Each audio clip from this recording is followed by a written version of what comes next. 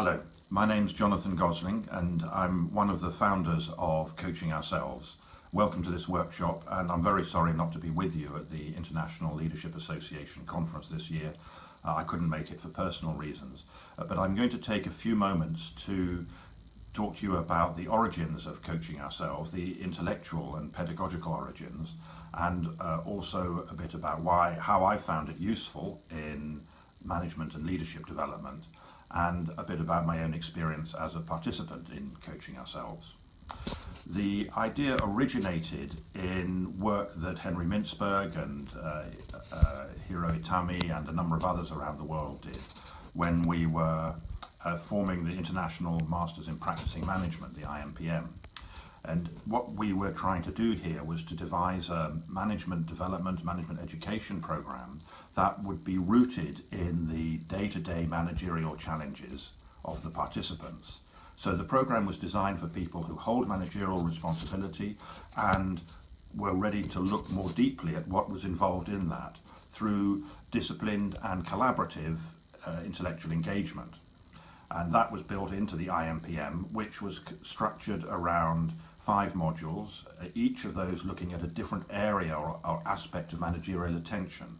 One of them was looking at oneself as a manager, oneself in role, and one's own organization, one's team, team dynamics obviously, and modes of authority and power and accountability, responsibility, and the core competencies of a collective, of a company or a team or group. And we call this the reflective mindset because it requires that kind of reflectiveness. The other next module was on the analytic mindset, looking at how we take apart the coherence of an organization, the coherence of a story or a narrative that we're told. So financial accounts, for example, are a narrative in figures of sense making for an organization. And analysis means in Greek analysis, loosen up, to loosen up the narrative bonds and ties, to look more deeply at it. So that's the analytic mindset, looking at organization as a process and a structure. The next one was collaborative, looking at how people collaborate and working from the kind of instinct of togetherness, of relatedness, to be connected with others, to have joint objectives and joint interdependence. And that was always run, again, looking at relationships both within teams and groups, but also with other partners and competitors.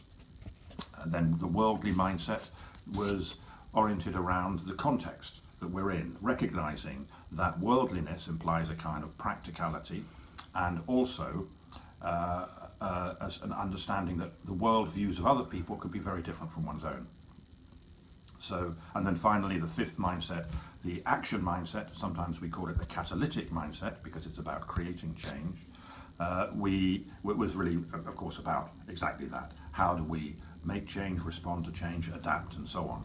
Now those 5 mindsets, those 5 foci, those content areas, and the pedagogic method of working with people's experience rather than talking down at them, or rather than devising a theoretical construct such around, for example, functions of marketing, finance, accounting, HR, and so on, but dealing with the foci that people have when they work in management. These 3 elements of the pedagogy came forward into Coaching Ourselves, and Phil Lanier, the chief exec and the main founder of Coaching Ourselves, will tell you more about that process.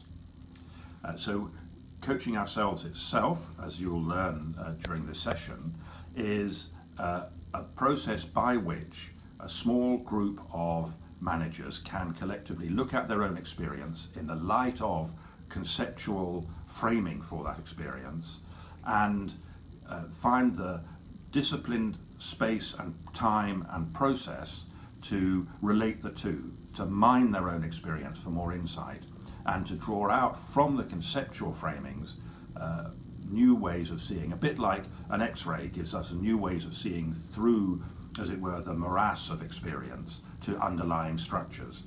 And it's that theoretical frames and models provide for us. They are an opportunity to see underlying structures and processes within the complexity of lived experience. So to do that without eviscerating that experience requires structure and method and discipline, which is what we call management pedagogy. And you'll find that the coaching ourselves sessions are quite structured in especially the amount of time given to each phase. And this is important because, of course, it means you get through the whole agenda. It means everybody gets to speak or to hear and to be listened to.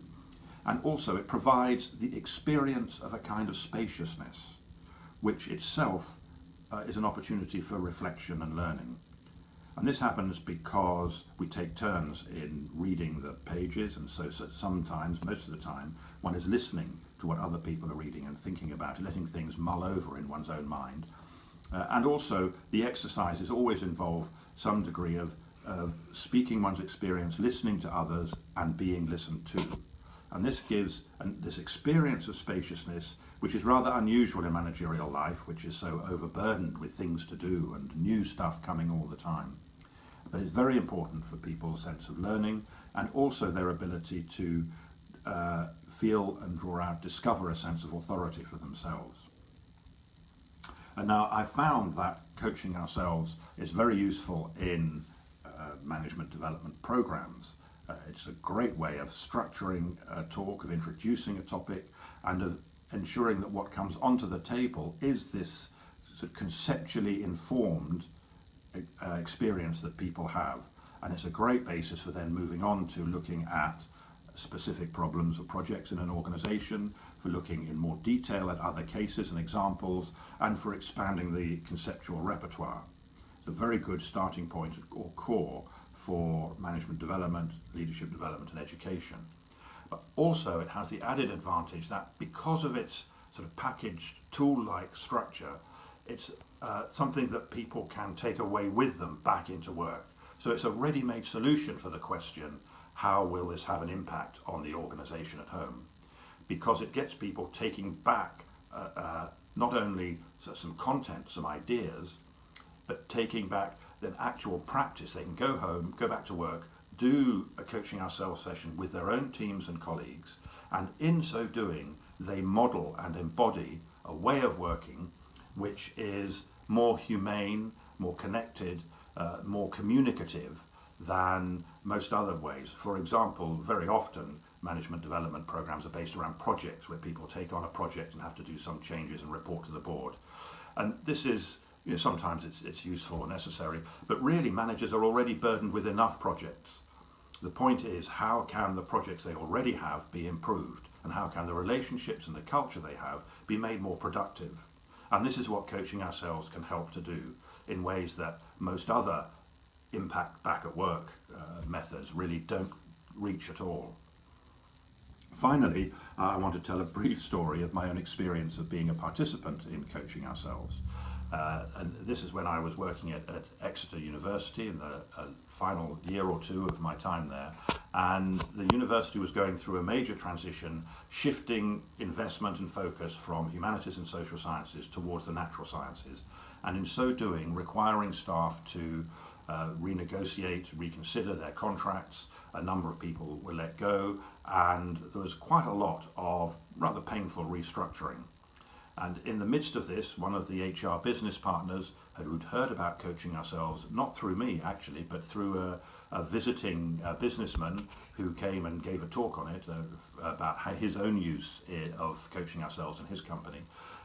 The HR business partner took this up, and the first I knew about it was an invitation to facilitate a training, which I did, and then with others attended a number of coaching ourselves sessions.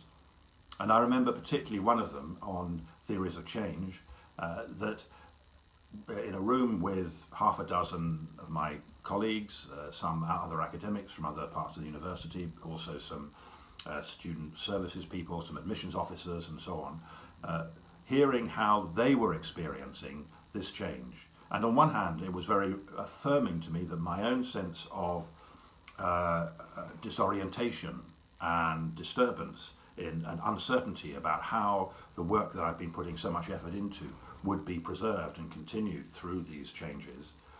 How this sense of disorientation was shared by many others. It wasn't just me on my own. This is something we collectively have to try to deal with. And I know that in theory, but it's a completely different thing to actually experiencing it with a bunch of people together. But also what I heard in that room were some of the people who were feeling much more sort of hope and opportunity in the changes, who were more positive about it. And this gave me a more rounded sense and enabled me to take up my managerial and senior professorial responsibilities in my department and in the business school in ways that I think were more productive and helpful, certainly for myself and I hope for my colleagues and for the organisation as a whole. And this, I think, is not something that I've experienced in the many other leadership development initiatives I've participated in at Exeter University and other places, where really the orientation is much more about alignment with a predetermined strategy. So I'm going to conclude now. Thank you very much for your attention. I've talked a bit about the pedagogical and intellectual origins, in the mindsets, the content areas, and the use work, not make work, using the experience. I've talked a bit about how leadership development and the impact from leadership development can be improved through coaching ourselves, and I've also talked about my own experience as a participant. I hope that's been useful for you, and I'll be very happy to respond to further questions by email or Skype or Twitter or whatever. And I wish you the very best for a great workshop, and look forward to seeing my ILA colleagues next year in Belgium. Goodbye.